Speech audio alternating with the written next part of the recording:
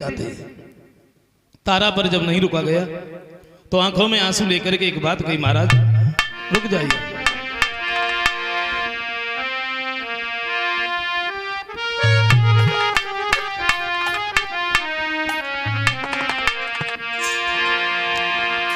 कि जरा ठहर जाओ राजन, जरा ठहर जाओ राजन, अरे तमन्ना यही है, अभी मैंने जी भर के देखा,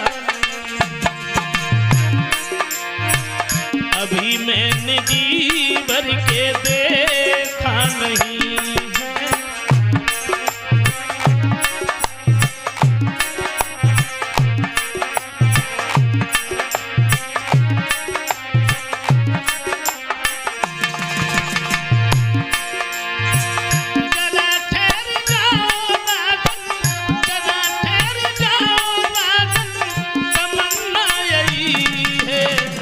अभी मैंने जी भर के देखा नहीं है, अभी मैंने जी भर के देखा नहीं है।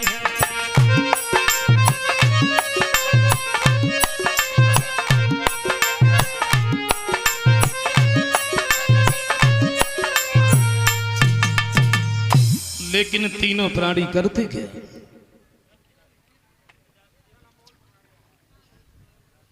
तारा और रोहितास ये ब्राह्मण के घर पर,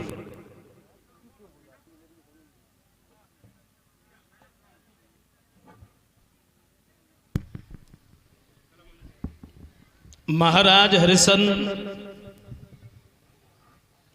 मेहतर के घर पर पहुंचे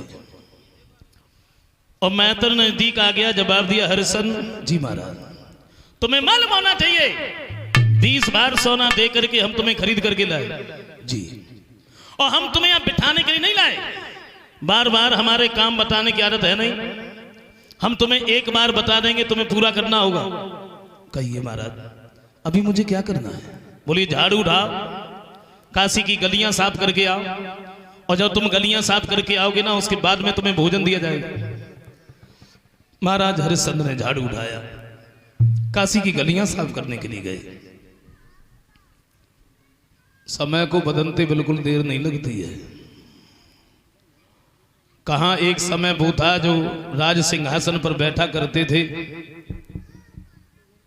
हजारों नौकर इनके चेहरा की तरफ देखते थे कि कब हमें हुक्म मिले, और आज समय वो है जो हाथ में झाड़ू है, काशी की गलियां साफ कर रहे हैं। समय को बदलते देर नहीं लगती है। कभी सुख है तो कभी दुख है, और लगता तो ऐसा है कि सुख के जरा से छींटे पड़ जाते हैं हम सबके ऊपर, और हम दुख को बिल्कुल भूल जाते हैं। लेकिन ये दुख सबसे बहुत बड़ा हित करता है, बहुत बड़ा प्रेम करता है, यही सोचता रहता है हम हर किसी के पीछे ही लगे रहे। दुख भेष बदल बदल करके आता रहता है, कभी भाई का दुख बन के, कभी पत्नी का दुख बन के, कभी पुत्र का दुख बन के, कभी मित्र का दुख बन के, और 3 प्रकार के जो ताप हैं इनसे कोई नहीं बचा, कोई नहीं बचा। समय एक जैसा नहीं रहता, और समय जो निकल गया वो निकल गया, समय दोबारा लौट के भी नहीं आता। और समय को जिसने समझ लिया समझ लो वो कुछ बन गया, और समय को जिसने नहीं समझा वो कुछ नहीं कर पाया।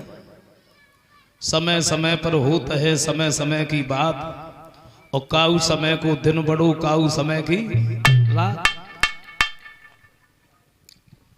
समय पर ही हर एक काम भी अच्छा लगता है। समय में अगर गड़बड़ हो गई, समय अगर चूक गए, गड़बड़ हो जाती है। एक सेठ जी थे, और सेठ जी ने अपने गुरुजी के पास में फोन किया, बोले गुरुजी आ जाओ, बहुत सारे दिन हो गए आपके दर्शन नहीं हुए, बड़ी लालसा लगी है। तो गुरुजी बोले बेटा बड़ी गर्मी पड़ रही है, जून का महीना है, मैं इधर हिमालय पर हूँ, बड़ा आनंद आ रहा है, और गर्मी जब खत्म होगी तब आएंगे। बोले सेठ जी कहते हैं गुरुजी आ जाइए, कोई दिक्कत नहीं होने देंगे, सारी व्यवस्थाएं होंगी आपकी। अच्छा गुरुजी आ गए। सेठ जी ने नौकरों को लगा दिया, बोले जिस कमरे में गुरुजी लेटे हैं लेटने जा रहे हैं, पानी छिड़कवाओ, धन छिड़कवाओ चारों तरफ से, पंखा लगाओ, बोले कूलर लेके आओ, कूलर रखो, बर्फ की सिल्लियां मंगाओ, वो रखो, गुरुजी को तकलीफ नहीं होनी चाहिए। अच्छा, गुरुजी बड़े प्रसन्न हुए, चले गए। और उन्हीं सेठ जी का एक मुनीम था, उसने सोचा हम लाख गरीब सही, कर्जा क्यों ना लेना पड़े, लेकिन सेठ जी ने अपने गुरुजी की जैसी खुशामद की है वैसी मैं करूंगा। इसने भी अपने गुरुजी के पास में फोन किया, लेकिन ये समय भूल गया। अच्छा, सेठ जी ने गुरुजी को बुलाया जून में और इसने गुरुजी को बुला लिया जनवरी में। जिस कमरे में गुरुजी रात को लेटने के लिए जा रहे थे, मुनीम कहने लगा गुरुजी ऐसे नहीं। क्या? हाँ रुको। हाँ बोले सेठ जी ने जितनी खुशामद की उतनी मैं करूंगा। बोले ऐसा करो, चल छिड़कबाज कमरे में।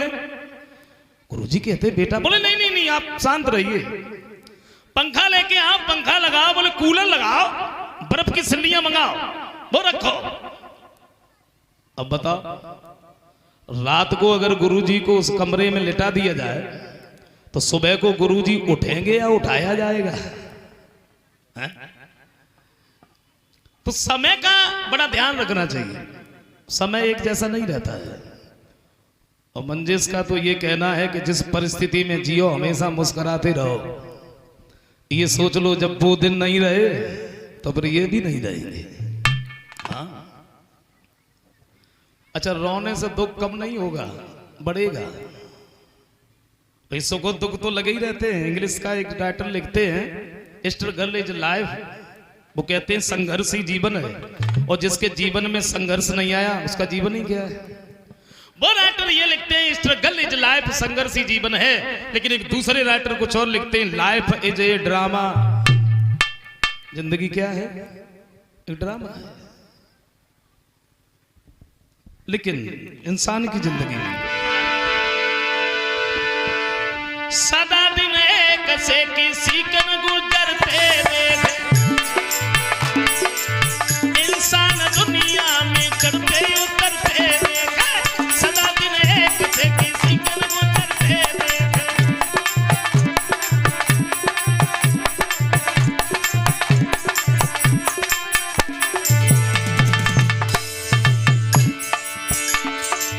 देखा होगा बुजुर्गों ने,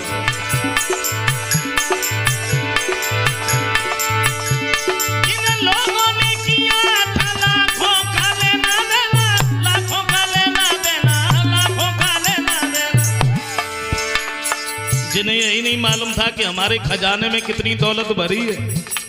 बैंक में बैलेंस, गाड़ियां, बंगले, नौकर, और तब ये सोच रहे थे कि मैं कुछ हूं। पैसा जब पास में था तो ये सोचते थे कि मैं कुछ हूं। माफ करें, देखो अगर बुद्धि नहीं है और दो तीन चीजें हो जाएं तो लोगों को अभिमान हो जाता है। पहले पैसा पास में ना हो, फिर पैसा इकट्ठा हो जाए, समाज में थोड़ा नाम हो जाए, लोग अगर सम्मान करने लगे तो फिर ये सोचते हैं कि मैं कुछ हूं। लेकिन मेरी समझ में तो एक बात आई, अगर कोई ये कह रहा है कि मैं कुछ हूं, समझ लो वो कुछ है ही नहीं, वो कुछ नहीं। और जरा सोचो, अगर हम, अच्छा चारों तरफ की बातें छोड़ो, पंडाल में बैठे हैं यहाँ, अगर हम लोग यहाँ बैठ करके ये कहें कि मैं कुछ हूं तो हम कुछ हैं? गौर करना मेरी बात है।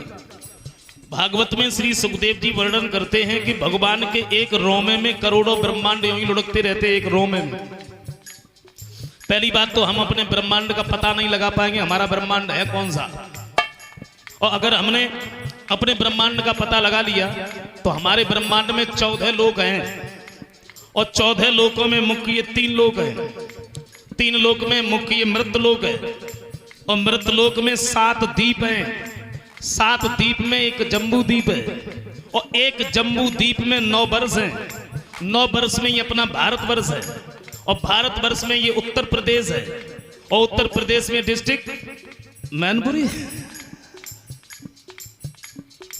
और डिस्ट्रिक्ट मैनपुरी के तारापुर गांव में थोड़ी सी जगह में हम लोग बैठे हैं। सच बताना, अगर हम लोग यहाँ बैठ के ये कहें कि मैं कुछ हूं तो क्या हमारा कहीं पता लगेगा कि हम कहाँ हैं, कैसे हैं, किस हाल में? अरे तो फिर काहे का अभिमान समझ में नहीं आता।